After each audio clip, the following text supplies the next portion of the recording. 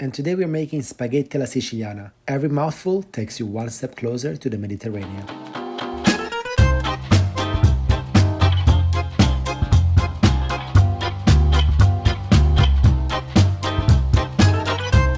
And the spaghetti alla Siciliana is one of those really quick recipes that if you know me by now, you know I love. Because to make the sauce takes as much time as to cook the pasta. So if you're hungry and you want something yummy, this is the recipe for you. And as the name suggests, spaghetti alla Siciliana, the recipe comes from Sicily. Well, actually it doesn't. In fact, if you go to Sicily, nobody knows that spaghetti alla Siciliana, it's called spaghetti alla Siciliana because they don't actually eat it. I think where the name comes from is not really the geography per se, but is what Sicily means to the Italian cuisine. So all the ingredients we're going to be using are basically the quintessential Mediterranean ingredients. So ultimately, you mix them together, you make the quintessential Mediterranean pasta. So for the ingredients, we have olives, we have really high quality extra virgin olive oil, which is very important for this recipe, breadcrumbs, salt, garlic. I'm going to use elephant garlic, but you can use normal garlic, some anchovies, some capers, and spaghetti. I'm going to use linguine, but you can use spaghetti or you can use, whatever pasta you prefer. It doesn't really matter. So we're going to take a clove of the elephant garlic. This thing is just so massive, so half of it will be plenty for us.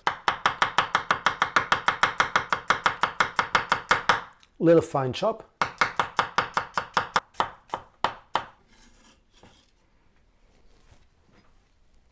Garlic into a wok. And if you use normal garlic instead of elephant garlic, what I would do is keep it in camicia, which basically means just give it a whack and just throw it inside and you would take away afterwards. With elephant garlic, it's so delicate that it's so great to eat it. Here you want a little bit of olive oil, so don't be too stingy. It's going to form the base for the sauce. And into the fire. Low heat and keep this infusing. We then take the anchovies. And I know so many of you don't like anchovies, but when you make them in sauce, these are going to melt in the wok.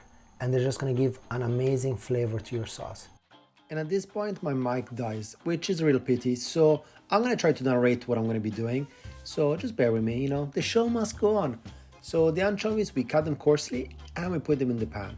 Still low heat, and this will melt down into the olive oil. Just give them a mix about. And separately in a pan, some olive oil and breadcrumbs. We gotta toast them until golden brown. This, back in the days, was a poor man's way of substituting the parmigiano with something else that they would have around the house, which is stale bread. So they used to toast them with olive oil, gives them a great crunch, enhances the flavor, and becomes a great condiment. After a few minutes, you see the anchovies are literally melting away and the sauce is beginning to change color, and the smell coming from this is absolutely amazing. And then, I have a few minutes to spare, so I decided to just finish all the anchovies because, why not? So piece of bread, butter, you put the anchovies on it. If you've never tried it before, do it. It's so good. I mean, look at my face. Look how happy I am right now. I'm surely saying something interesting, but I'm definitely enjoying this. Then we move on to the capers. These are stored on the salt, so you want to rinse it off, otherwise everything becomes way too salty. So I use cold water, just give it a bit of a shake, make sure everything gets completely dissolved. You don't really want to add any excessive salt to this recipe. There's already so many salty ingredients. So put the capers in, and then you take the olives, and again, you just need to cut them coarsely, because it's nice to have a little bit of chunk in the sauce. Just put them in. At this point, it's still low heat. You want everything to cook slowly. You want everything to marry each other, the flavors to stick together. Salting the water, not too much salt. Like I said, everything is pretty salty. Put your pasta in and make sure that you keep an eye on your toasted bread.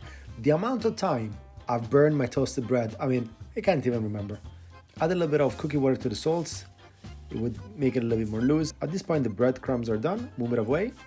And this is the usual show, guys. Don't need to tell you. 2 minutes before it's ended, you take the pasta, you move it to your sauce, and then you add cooking water, because it's the cooking water and the oils from the sauce that will marry together and create this wonderful creaminess. See this dense creaminess. It's full and full of flavor. It's absolutely fantastic.